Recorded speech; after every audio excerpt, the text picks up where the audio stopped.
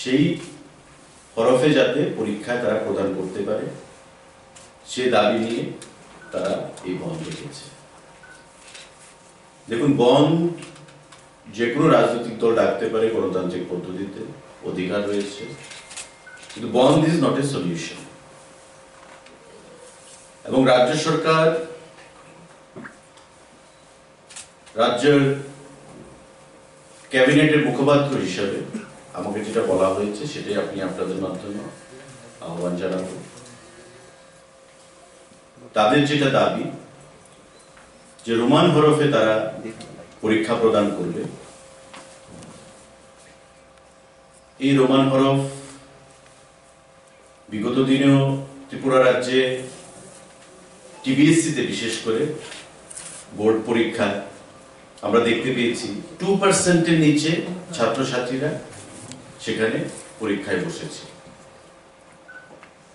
তাই স্ট্যাটাস যেভাবে চলছে, আমাদের যেটা সিদ্ধান্ত সেভাবেই চলবে। কারণ সিবিএসসির কথা আমরা জানি না, কারণ সিবিএসসি এবার থেকে নতুন করে সে পরীক্ষা হচ্ছে। আমরা দেখতে পারবো, জানতে পারবো সিবিএসসির পরীক্ষা যখন হবে সংখ্যাটা কি দাঁড়ায়। সুতরাং গণতান্ত্রিক পদ্ধতিতে বন্ধ করার সকলের অধিকার রয়েছে।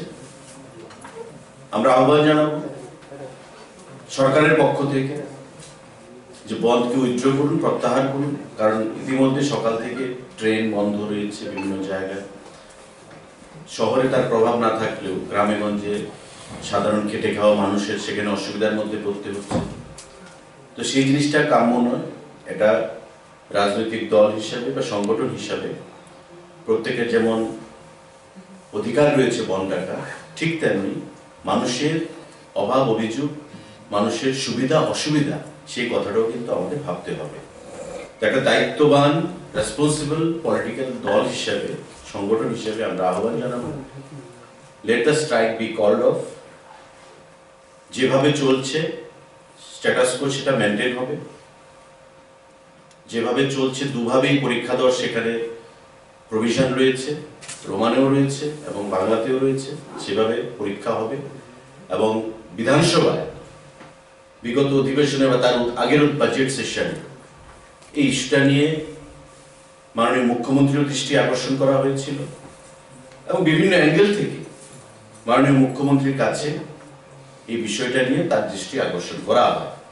এবং মাননীয় মুখ্যমন্ত্রীও রাজ্যের ছাত্র ছাত্রীদের ভবিষ্যৎ নিয়ে অত্যন্ত সিরিয়াস,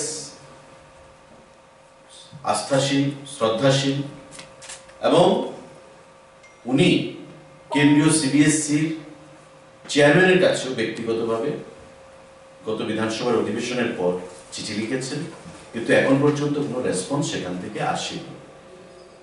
সেই রেসপন্স ইজ এওয়েটেড। আমরা রেসপন্সের অপেক্ষা করছি। মাননীয় মুখ্যমন্ত্রী সেখানে অপেক্ষা করছে সিবিএসসি কি রেসপন্স দেয়, সেখান থেকে আসে। তো স্বাভাবিকভাবেই স্ট্যাটাস কো মেনটেন চলবে। আমাদের যেটা ঘোষণা, যেভাবে আগে ছিল সেভাবে দু ভাষাতেই যদি কেউ পরীক্ষা দিতে চায় সেটা দিতে পারবে। এবং যেটা আমি বলেছি যে Tripura board of secondary education টিবিএসসিতে দেখা গেছে বিগত কয়েক বছরের যদি ডাটা আপনারা দেখেন যে পরীক্ষার্থীর সংখ্যা কত রোমানে, সেটা ইট ইজ বিলো 2%, 1.7%, 1.85% এইভাবে সেখানে দাঁড়ায়।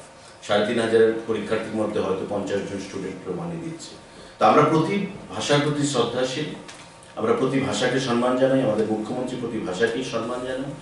কারো সেন্টিমেন্টে আমরা আঘাত করতে চাই না, কিন্তু আমরা আহ্বান জানাবো যে আমাদেরকে বলা হয়েছে বা আলোচনা ক্রমে যে বন্ধ প্রত্যাহার করুন, যেভাবে চলছে সেভাবেই চলবে। যে যে ভাষায় পরীক্ষা দিতে চায় সেই ভাষায় পরীক্ষা দিতে পারবে। যেটা স্ট্যাটাস কো চলছে সেই স্ট্যাটাস কো মেনটেন থাকবে। এই ঘোষণাটার জন্যই সেখানে আজকে আপনাদেরকে ডাকা। আপনাদের বহুল প্রচারিত বৈদ্যুতিন মাধ্যম এবং সংবাদপত্রের মাধ্যমে আপনারা রাজ্যবাসীকে সেটা অবগত করবেন। এবং আমরা এখান থেকে মহাকরণ থেকে যারা বন ডেকেছেন সেই রাজনৈতিক দল বা ছাত্র সংগঠনকে আহ্বান জানাবো, let the bandh or the strike be called off. Status quo will be maintained. That's it. কারোর যদি কোনো প্রশ্ন থাকে আপনারা করতে পারেন। স্যার দুইটা জিনিস একটু যদি বলে দেন। Sir what has been the meeting and what is the decision that has been taken? So, what is the appeal to the students' organization, those who are organizing this? Those student organization who have called the Bandh and who have also supported the Bandh, our call to them would be to just withdraw the Bandh, let the Bandh be called off, because whatever the decision of this government is, that status quo will be maintained. The students in the recent past we have seen that in specialty VSC, the number of students who appear in the examination to write in Roman script is below 2%. So the percentage is very negligible.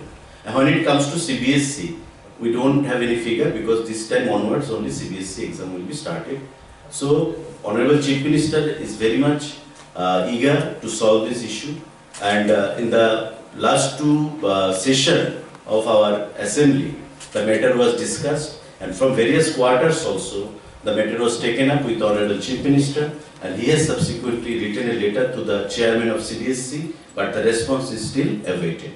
So keeping everything in view, our clarion call to all the organizations who have just convened the Bandh and who have also supported the Bandh, that you just withdraw the Bandh. Bandh cannot be a particular solution. Let us all have discussion, and our Honorable Chief Minister will pursue it further with CBSE. That's it. Thanks.